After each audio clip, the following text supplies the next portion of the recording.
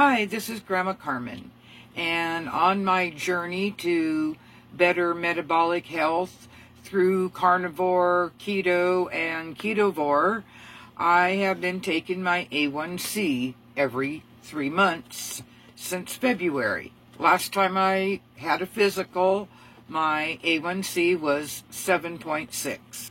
Then, just before I started carnivore, my A1C was 6.8. After 3 months on carnivore, I was down to 5.7. That was May. Then there was Mother's Day and summer vacation, and I came down off the mountain and had to have some pizza and ice cream and hamburgers and French fries, and well, the A1C in August was back up to 6.0.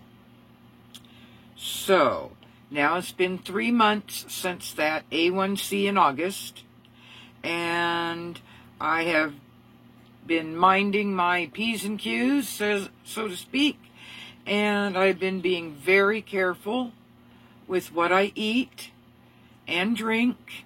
My blood sugars readings have been staying very, very beautiful. Most days under 100 or just barely into the low 100, less than 120. So I have one A1C test left in the box from Walgreens, and today we're going to take the A1C and see what 3 months of being serious about carnivore has done. So now, each kit comes with one little meter. Now, these kits from Walgreens have 2 tests in them. And see, this is a 2-test kit. So the meter is calibrated for only those 2 tests. After you use it the first time, you put it back in the box. You save it until you do the second test. Once we complete the second test today, then everything will get tossed. So we have the meter. Then we have pouch number 1. And we have pouch number 2.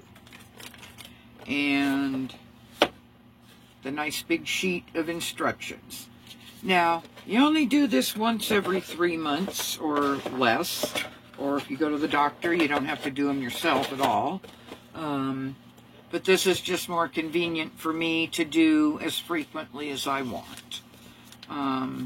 The results are every bit as accurate as you're going to get from the doctor, going into a lab, anything like that. So now,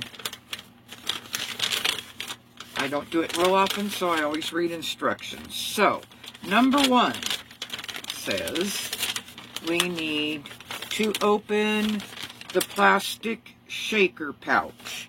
That's pouch number 1. So we will open the plastic shaker pouch. Do not open foil cartridge pouch until step 6. This is the blood collector.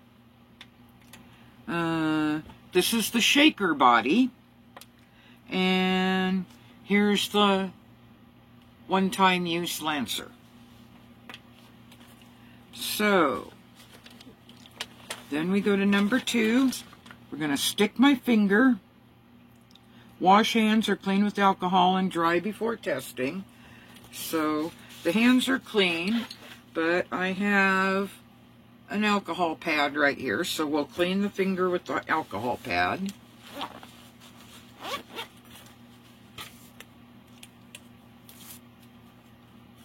So let's see, what finger do we want to use today? I think we will go with this one. This one looks good. So we're going to clean the finger, like they said. And even a clean finger, well, you get stuff off with the alcohol pad you wouldn't believe. Yuck. Okay, so next we are going to lance. Let's see if this little contraption's any good or if I need to get my good one out. See if we can get enough blood with this. So, ouch. Okay, so we're getting a good size drop there. So now we're going to use this little collector thingy, and we're going to make sure it fills completely. Because it wants us to fill it totally and completely. Come on. There we go.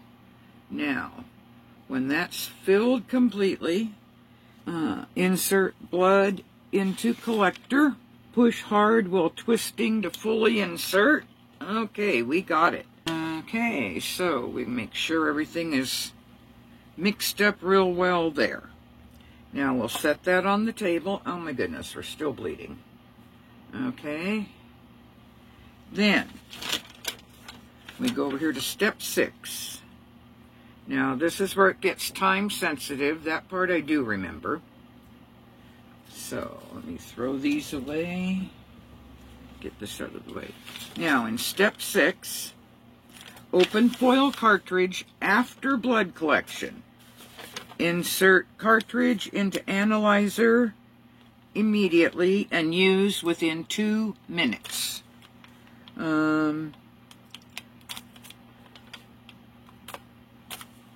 Okay, so we take this little cartridge out of the packet. Looks like this. And we are going to fully insert it and click it into place. Okay. Okay, and now it says wait. Now, okay. Match codes. Okay. And okay, now it says sample. Now, this is kind of tricky. We've removed the shaker base in step 8. Step 9 says dispense sample into cartridge. Ensure analyzer is on level surface. Push down completely to dispense diluted sample and remove in a continuous motion. Remove sampler from cartridge quickly. Run will appear. So now we're going to do this. We go down and out, and it says run. Now, do not handle analyzer again until test is complete, and it will now count down for 5 minutes. Now, I am not supposed to move or jiggle the analyzer at this point, so I will move or jiggle the camera instead. There is the analyzer counting down.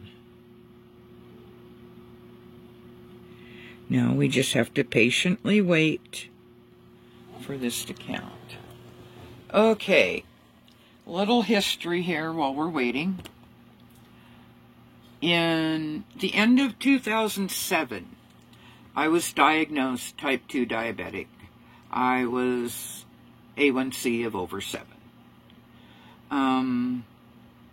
I thankfully was directed to a dietitian who didn't specifically say keto. Keto wasn't really a thing back then, but she was a very strong proponent of low carb and that calories don't count.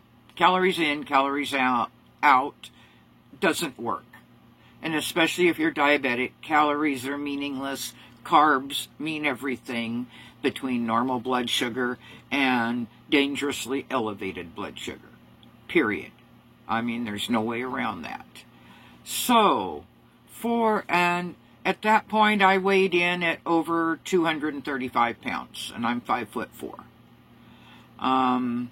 Over the next year, simply by cutting out sugared sodas and following the carb guidelines that were given to me by the dietitian, which were, number 1, eat 6 times a day, 3 meals and 3 snacks. Each meal could have 30 grams of carbs, and your big meal could have 45, and then 15 grams at each snack. And even at that improved my diet so much that I lost 51 pounds in the next 52 weeks.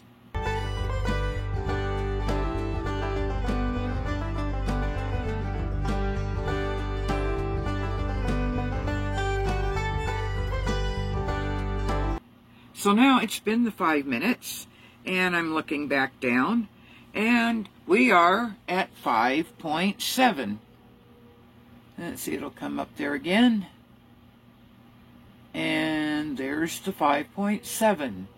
Okay, I still got a ways to go. I must have some really stubborn metabolic disease going on, because I've been grappling with the 5.7. Well, then I went up to 6. Remember, 5.7 in May, up to 6 in August, and now we're back down to 5.7 in November. I was hoping for less than that, but I guess I'm still that metabolically unhealthy. Well, anyway, so I hope this little tutorial helped you learn a little bit about the A1C test and how to do one at home. Thank you, and have a great day.